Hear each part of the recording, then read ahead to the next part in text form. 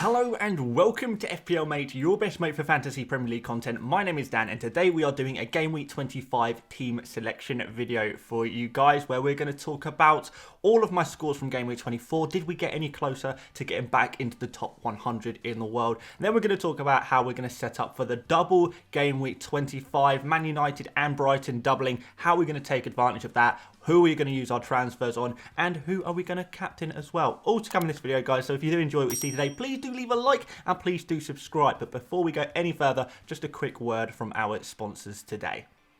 So I'm very pleased to say that one of my favourite non-FPL tools is back sponsoring the channel. Pouch is a free desktop browser extension that automatically finds and applies the best discount codes that you might not know about when you're shopping online. So for example, since it's Valentine's Day soon, I did a little shopping for something for Mrs. FPL Mate. Okay, I like the look of these blooming wildflowers. Let's go pay. But before we do, Pouch automatically pops up, lets me know how many discount codes it has found and applies the best one to save me the maximum amount of money. I just saved £6 without having to do anything, and Mrs. FPL Mate is pretty pleased with the results as well.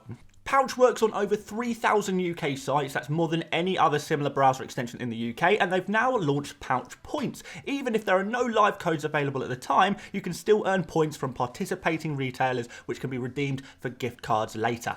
It's completely free, so there's literally no reason to not give it a go. It's an essential pick for your browser extension squad. Super easy to install, guys. Just a few clicks and make sure you pin it to your browser as well. The first click is this link right here, which is also at the top of the video description. Doing so supports the channel, but more importantly, supports your wallets. So what are you waiting for? Join Pouch. So, Game Week 24, I think went okay. It was kind of bittersweet in a way. I don't know if you guys are seeing what you're seeing right in front of you right now, but there is a player missing that you may have noticed who happened to score quite big in Game Week 24, that's for sure. So, no Jota in my wildcard team, and I still managed a green arrow. Now, that kind of points to me that actually maybe I actually had a pretty good week, but it was just a good Jota-less week. I mean, I've not seen too many scores higher than this without Jota, so I guess I have to be happy, but at the same time, I'm obviously a little bit disappointed that I didn't get those Jota points that, you know, so many other people did, including those who captained him as well. Congratulations to you guys, by the way. But the question for me on my wild card, you guys will know, was always, you know, one of the main questions was Robertson versus Jota. Now, I know you may not believe me, but you can go back and watch you know, watch videos from last week and stuff, but I did know that Jota was a better option for Game Week 24. The whole idea was that going forward, I thought Robertson was quite a nice player to have going forward. So really what I was hoping for out of Game Week 24 was for Jota to not outperform Robertson by too much. Now, unfortunately, Jota did outscore Robertson by too much, and that did hurt, don't get me wrong.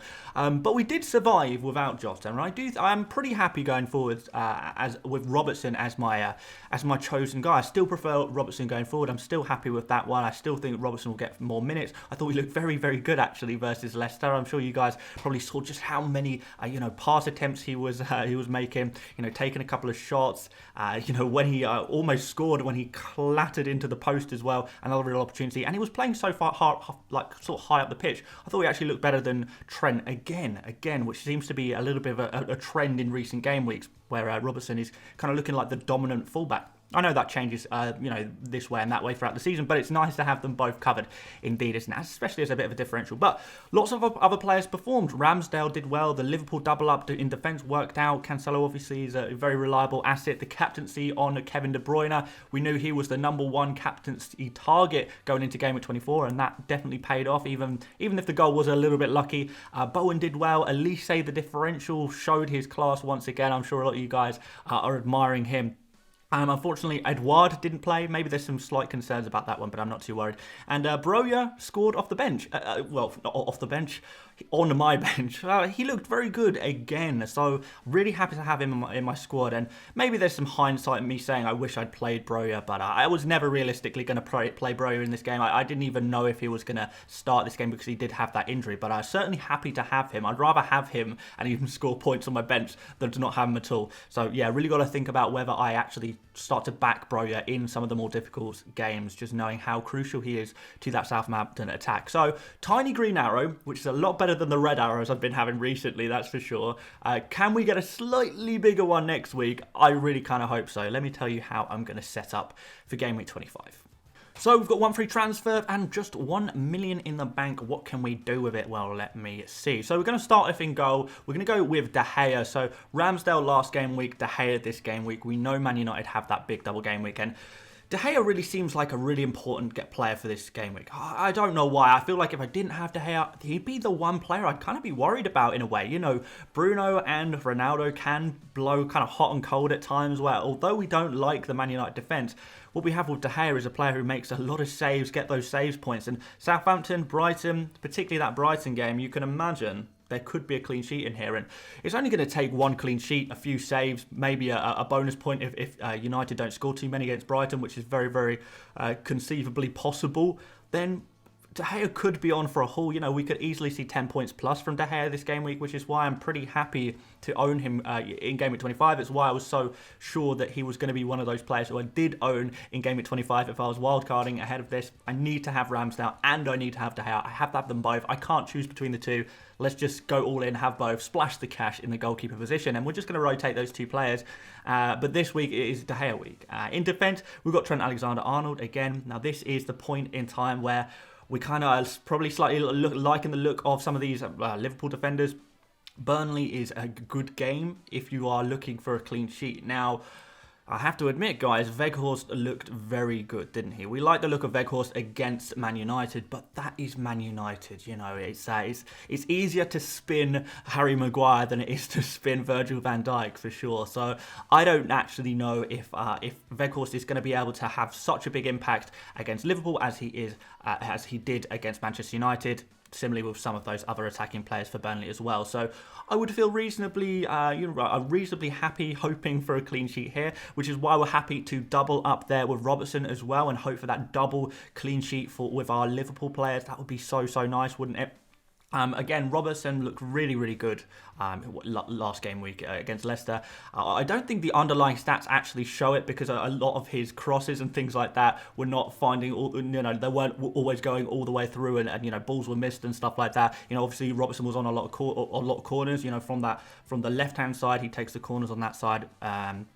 That shot that he almost scored when he banged into the post as well. I was on my feet, let me tell you that. And I stayed on my feet when he was kind of down injured for a few seconds there as well. So, the stats don't always show it. I think you kind of got to watch Robertson to appreciate him. But, you know, looking back at some previous game weeks, the stats do show that Robertson is looking really good. So, the Robertson propaganda, guys, by the way, is going to be pretty hot on this channel. So I do apologise for that if it seems like I'm overhyping a player. He's a player I'm just genuinely really excited to own. I'm happy and I'm excited about this, and that's what FPL is all about at the end of the day, right? And we've got Cancelo next against Norwich. Clean sheet, surely. Starting, surely. I would say so. You know, Cancelo is just like this undroppable player for Man City, the most nailed on player aside from maybe Edison in that Man City team, which is really good to see, to have that consistent Man City presence in defence, who is also pretty good for attacking returns as well. We didn't see those attacking returns last game week, but we did get a bonus point, so we know Cancelo, even if he isn't scoring goals, you know, he is making those passes, that, you know, he's creating chances and he is taking a lot of shots. And last game, I don't know if you watched it, guys, he took a lot of shots. So yeah, Cancelo is always going to be a player among the points. I think, you know, if you're really struggling for Manchester United players to captain this game week, maybe there's a case for Cancelo. I won't be captaining Cancelo personally, but you can certainly make a case for it. We've got Luca Digne, a little bit disappointing. He was one of the flops of last game week for me, one of the flops of my wildcard so far, but I don't know if I'm going to be suddenly really, really worried about this one. Leeds scored more goals than I anticipated. Aston Villa weren't quite as good in defence as I anticipated, but that's one game week. The longer term stats suggest a slightly different story. Newcastle, new look Newcastle, are they going to be able to penetrate the Aston Villa defence? Well, yeah, possibly, to be honest. It's an away game as well for Villa. But Digne, there is that chance of clean sheets with Aston Villa. They have kind of shored up it in defence. There is that chance of attacking returns. We know Digne is on set pieces. We know he plays in a very advanced position. We know he likes to put crosses in and passes and, you know, get very high up the pitch, which is why we buy these kind of players for our FPL teams, these really advanced defenders who aren't really defenders at all, and that's exactly what he is. So again, optimistic, looking through the future game weeks, especially that Watford and that Brighton game. I'm expecting big scores for Digne. not necessarily as much in this Newcastle game. I do think Newcastle have improved, but I'm still going to be very hopeful, and I'm still going to back Digne to try and do something. Into midfield, we have got Kevin De Bruyne. He has got Norwich away as well, just like Cancelo, and this is a kind of an interesting one and a discussion point, I'm sure, for a lot of you guys. I don't know if you guys are De Bruyne owners. I don't know if you're thinking of buying De Bruyne. I don't know if you're thinking about captaining De Bruyne. What do you do there, really? Because it's difficult. There's two schools of thought. Are we thinking De Bruyne is going to be rested in anticipation for the Champions League? Well, this Norwich game is going to be pretty easy, you would say, for Man City. So it's a game you could afford to rest De Bruyne. But on the other hand, is maybe Pep Guardiola actually trying to get his players fit and up and ready to go for this for the Champions League game by giving his players minutes. Now, I personally think that De Bruyne is going to start this game. And I promise you this is not with bias. It's actually, I wish I could say he wasn't going to start, or I wish I thought he wasn't going to start, because that would make my decision making a little bit easier. We'll talk about transfers in a bit. But certainly, when we kind of look back on previous seasons, maybe not last season because De Bruyne did have some injury problems, but the season before, De Bruyne was playing near enough every single game in the Premier League for Man City. And that's despite the fact that they were competing in all cups and stuff like that. De Bruyne just played every single game because he is their best player, and you play your best player every single game. And as much as we talk about Man City and the rotation that they have, when you have a star player, think Salah at Liverpool, or I'm trying to think of some other good players, but it's pretty much just Salah and De Bruyne right at the top of everything in the Premier League right now, isn't it? But I'm trying to say maybe Bruno Fernandes at Manchester United. These are not players you drop or rotate very often. It's pretty rare. And I do think that now De Bruyne is fit, he is sharp, he's looking really good, he's looking really on it. If we look at previous times where De Bruyne has been in the same situation, he hasn't been dropped. And this is a Man City team, remember, that is being rotated less than ever. So to me, I can't tell you with certainty that De Bruyne is going to start. Of course I can't. I can't say that with any player. But I'm reasonably confident that he will start. That is what I believe in my heart of hearts. I do believe De Bruyne will start. I don't think he'll get a full game. I think he'll get 60, 70 minutes. If I'm honest, I don't think he'll play the full game. I think he'll be taken off the pitch after a couple of goals are secured. For that little bit of rest, avoid him getting injured or whatever like that. But that's enough time to make a serious impact when you are a player as good as King Kev, really, isn't it? So, yeah, a massive player for this game week. Definitely a player that you'd want to have this game week, but you can't have them all, and that's kind of the problem. You guys are probably looking at Salah and someone else who I have in my team, and that is Bruno Fernandes. So, probably, I think we would all agree, maybe not all of us, but I think the majority of people would agree that Bruno is the big one for this game week, right? I think so. I think if you're on a free hit or something, or you can set a team for this game week only. This game week is the entire season, for example. Then one player who would probably be one of the first players on your team sheet would be Bruno Fernandes, because we've got this double game week. We've got a player who is, I believe, to be very nailed on. I know he's missed one game, but I wouldn't read into that too much. I think he's a very key player to Manchester United. I think there'll be few arguments about that. We know what Fernandes is like. He doesn't need to be playing amazingly the whole game. He doesn't need to be, in the box the whole game. He pops up with these assists. He pops up with these, runs. He pops up with these long shots. He pops up with, penalties or free kicks or anything like that. There is plenty of ways of Bruno getting goals and getting goal returns without having to be a striker or a winger or something like that. It's kind of similar in a way to the way De Bruyne operates in the way that he gains his FPL points. You just need those moments. You just need those moments. As opposed to Salah, where Salah's kind of on it all the time. A De Bruyne, a Bruno just needs that moment. And sometimes you get a bit of luck.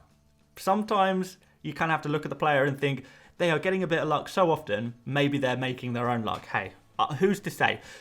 But certainly Bruno is looking really good for this double game week. And then after that, we can perhaps look at moving him on. But for now, yeah. Happy with this one. We've got Jared Bowen, the legend himself, the king of West Ham, the only West Ham player who is even worth talking about, and arguably the only player in London worth talking about right now because he's just so on form.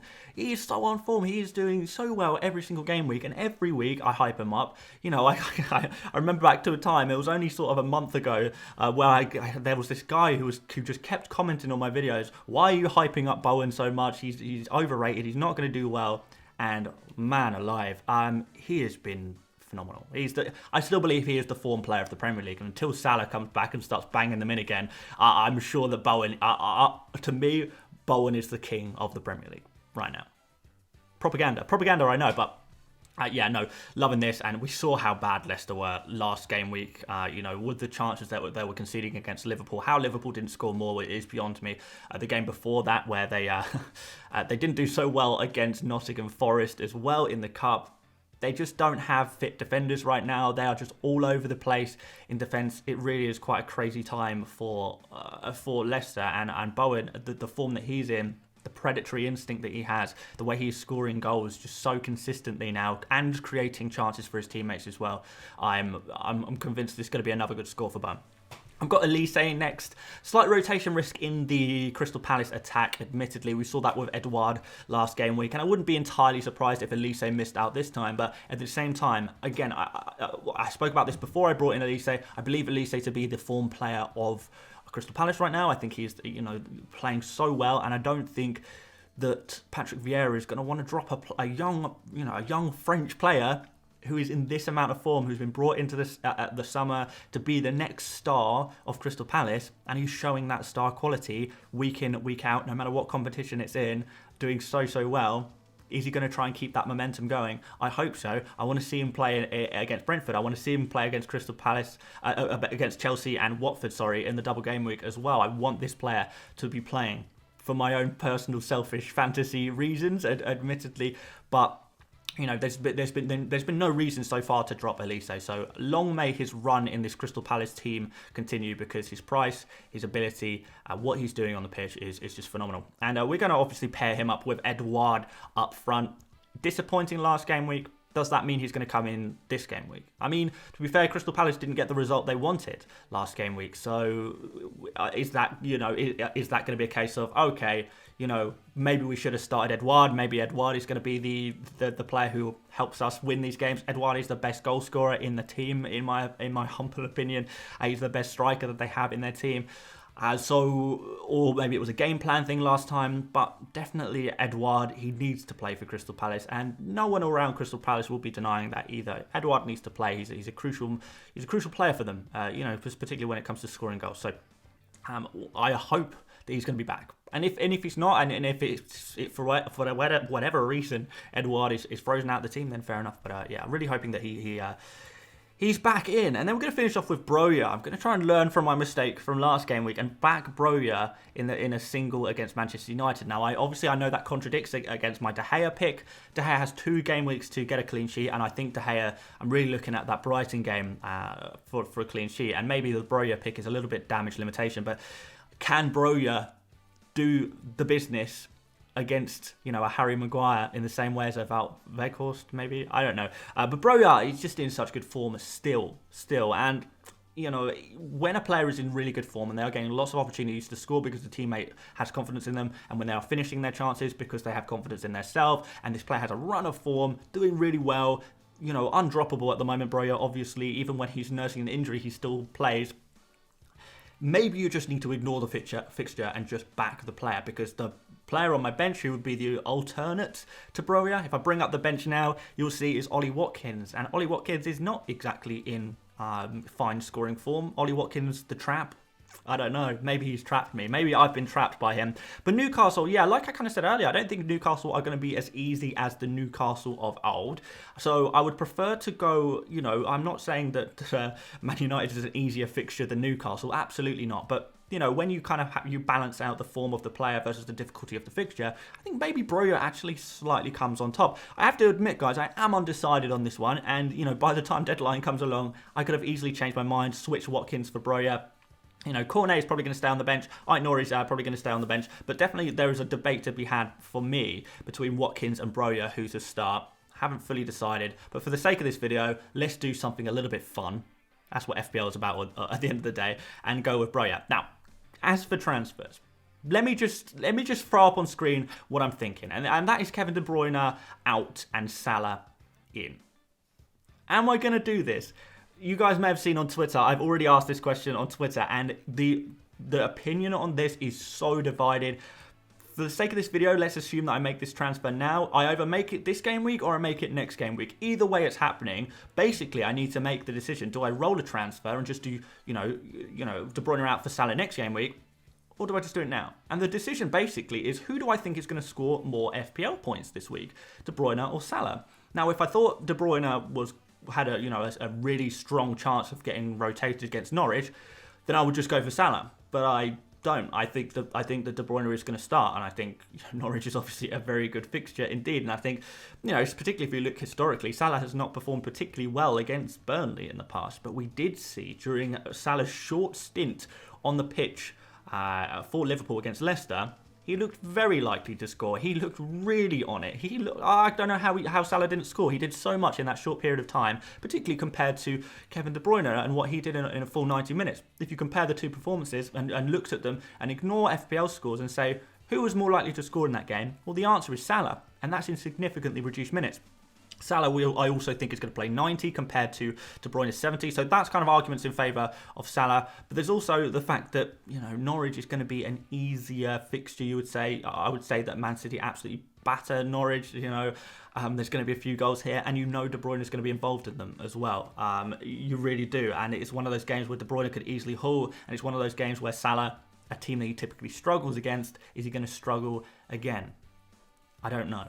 That's the decision that I need to make. So just to be perfectly clear, because I don't want to mislead you guys, I like to say as upfront as possible with you guys in terms of what I'm doing with my team.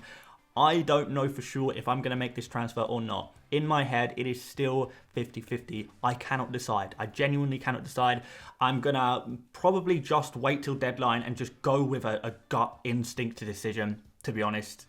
Because I don't know, and that's the truth of it. It's one of those annoying 50-50s in FPL where you will get annoyed with yourself if you get it wrong, but you'll be really happy if you get it right. I don't know. Maybe you guys have some opinions in the comment section. Please do let me know. What would you do? Would you go from De Bruyne to Salah now, or would you just stick with De Bruyne for one more game week and then bring in Salah in 26? Love to hear from you guys. As equally with the Watkins versus Broja debate, that could also be interesting to hear about what you guys have to say in the comments. And again, it's not something I'm committed to at all. We'll have to see. But that's basically the very rough idea of what I'm going for this game week. It will be this team, but either Broja or Watkins, and either De Bruyne or Salah. And that'll be it. In terms of captains, Bruno Fernandes, nailed on captain. Easy decision for me. And then whoever's in the De Bruyne Salah slot, I suppose, will get the vice captain. I mean, I'm tempted to go for Cancelo as the vice captain, to be honest. But no, I don't think so. I think we'll go premium, and whoever is out of De Bruyne and Salah in that other slot, they will get the vice captain armband. And there we go. That'll be my team, guys. Thank you so much for watching today, guys. If you did enjoy what you saw, please do leave a like. Massively helps out the channel. It really does. And do subscribe if you're new around here and you just love FPL content. There'll be plenty of it. We've got game weeks coming thick and fast at the moment. Double game weeks, chips to be used. It's really a good time to be engaged with FPL content, that's for sure. I'm more engaged with other people's FPL content than I have been all season right now. I just want to consume and get things right. So yeah, I hope that you guys can join me in doing that. But there we go, guys. I'm not 100% sure if there's going to be a deadline stream tomorrow or not. I'll let you guys know over on Twitter, but I might be busy, so I might not actually have time for a deadline stream, or maybe I'll try and fit it in a different time rather than at the exact deadline. We'll see. I'll talk about it on Twitter. That's where I usually go do announcements and stuff, if anyone cares, that is. But there you go, guys. That's all I've got to say for today. Thank you so much for watching once again, and I will see you later, mates. Bye-bye.